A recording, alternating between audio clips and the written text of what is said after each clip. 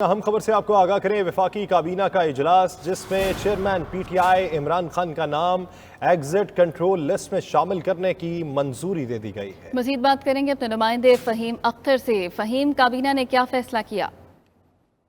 जी बिल्कुल, वज़ीर आज़म शहबाज शरीफ की सरबराही में वफाकी काबीना का इजलास खत्म हो गया है। आज के इजलास में वफाकी काबीना ने इलेक्शन कमीशन ऑफ पाकिस्तान की जानिब से तहरीक इंसाफ ममनुआ फंडिंग केस का जो फैसला आया है और उसमें जिन कानूनी नुकात को उठाया गया है उसके तहत कार्रवाई करने का फैसला किया है।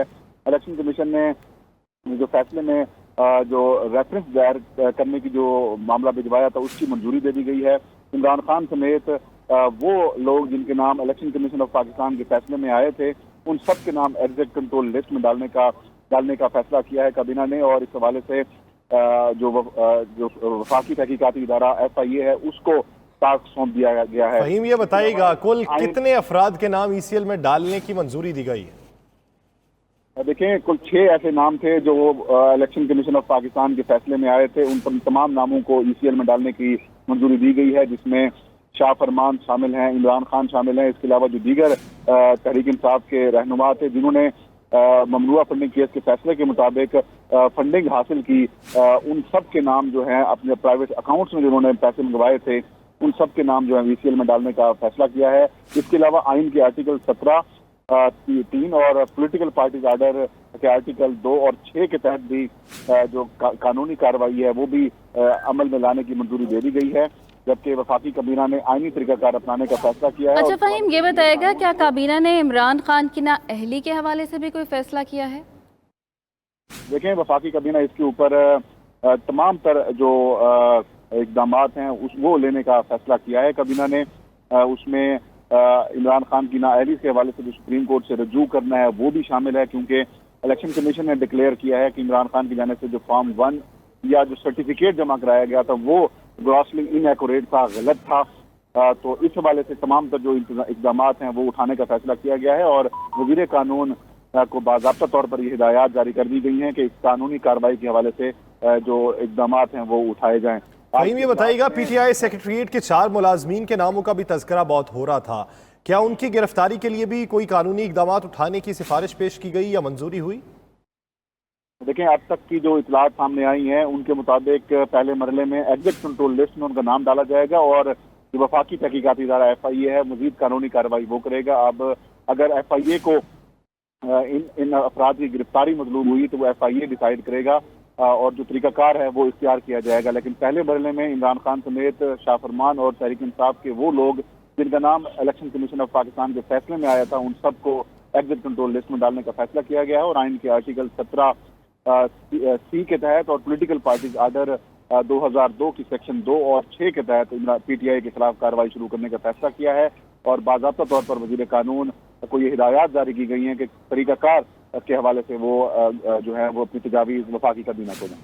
अच्छा फहीम, इस केस में मजीद कितने कानूनी पहलुओं पर गौर किया जा रहा है और क्या कानूनी माहिरीन से मुशावरत भी शुरू कर दी गई है बाकायदा तौर पर? देखें, जो हुकूमत की कानूनी टीम थी उसने पहले वज़ीर आज़म शहबाज शरीफ को और PDM की मीटिंग में जो ऑप्शन है उस हवाले से उनको आगाह किया था और उसी ऑप्शन की रोशनी में आज वफाकी काबीना का इजलास हुआ और वो तमाम ऑप्शन आज काबीना के इजलास में पेश किए गए हैं।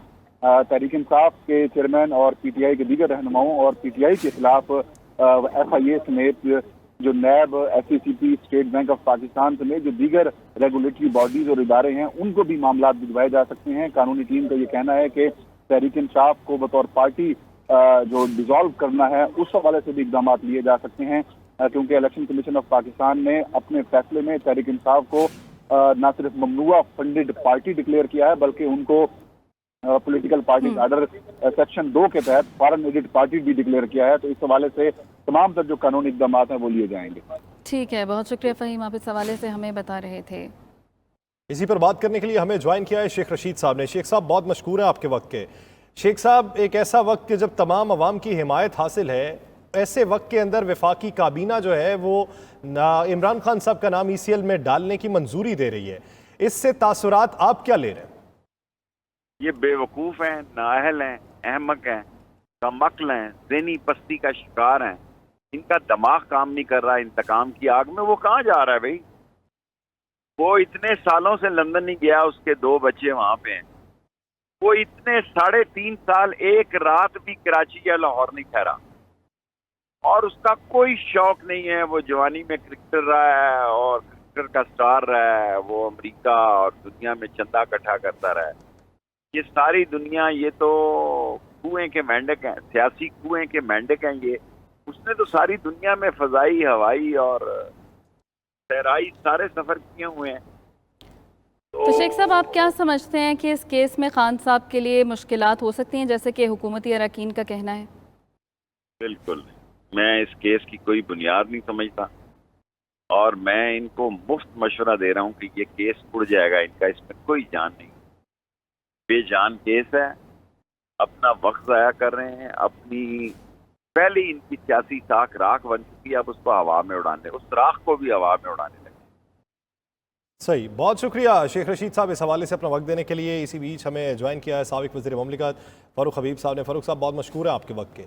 فاروق صاحب آج فیصلہ ہوا، کل پی ڈی ایم نے سفارشات پیش کی، آج وفاقی کابینہ نے فیصلہ دیتے ہوئے کہا کہ نام ای سی ایل میں ڈال دیے جائیں.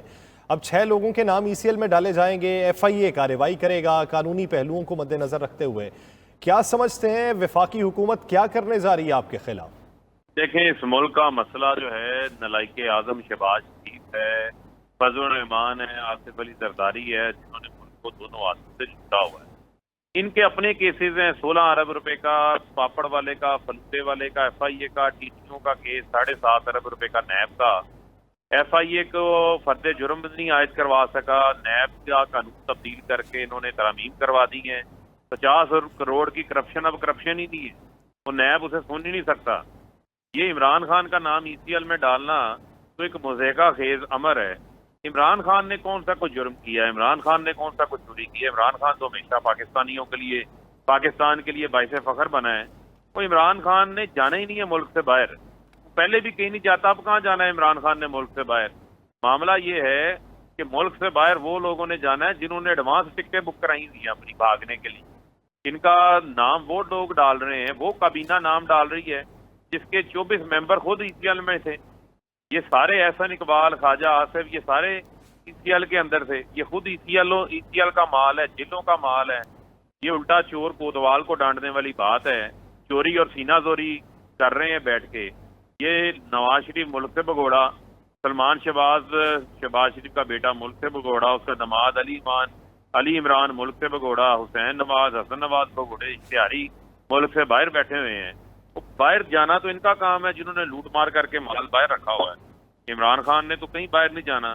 یہ شوق پورا کریں اپنا. میں نے پہلے بھی کہا ہے عمران خان کے نام پر نہ پہلے کچھ نکلا ہے نہ اب کچھ نکلنا ہے. یہ صرف اور صرف چند دن کی مہمان حکومت ہے. ان کو فکر ہونی چاہیے اس کابینہ کو، نالائق کابینہ کو، نکمی کابینہ کو. جب سے یہ آئے ہیں اس ملک کے اندر نہ ڈالر پکڑا جا رہا ہے، نہ مہنگائی کے اندر کمی ہو رہی ہے. 40% مہنگائی ہو گئی ہے. مجھے آپ بتائیں کہ کیا ان کی کارکردگی ہے 4 ماہ کے اندر، سوائے این آر او 2 لینے کے علاوہ تو کچھ نہیں کیا انہوں نے. اچھا فاروق صاحب، یہ کہیے گا کہ الیکشن کمیشن کا جو ممنوعہ فنڈنگ کا فیصلہ ہے وہ آنے کے بعد خان صاحب کی جو صادق اور امین کا ایک امیج ہے وہ کس حد تک انٹیکٹ رہے گا؟ نہیں دیکھیں، عمران خان نے اس ملک کے اندر صادق امین ہے، 40 سالہ کمائی کا حساب دیا عمران خان نے سپریم کورٹ کے اندر. امیج کو کیا ہونا ہے عمران خان کی؟ پہلی سیاسی جماعت ہے جس نے فنڈ ریزنگ کی ہے. الیکشن کمیشن ان کے ساتھ ملا ہوا ہے.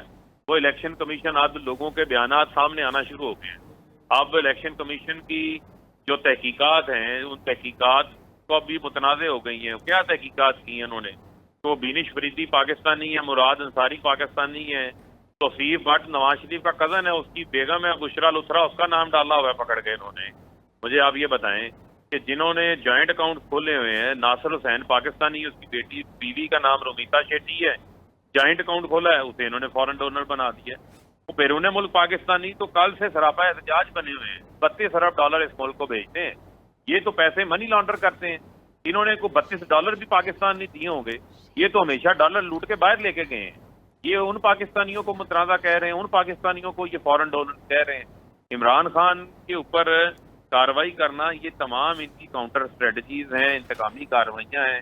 پہلے بھی انہوں نے ظلم اور بربریت کر کے دیکھ لیا. 17 جولائی کو عوام نے ان کو مسترد کیا پنجاب کی. اب بھی یہ عمران خان سے خوفزدہ ہیں.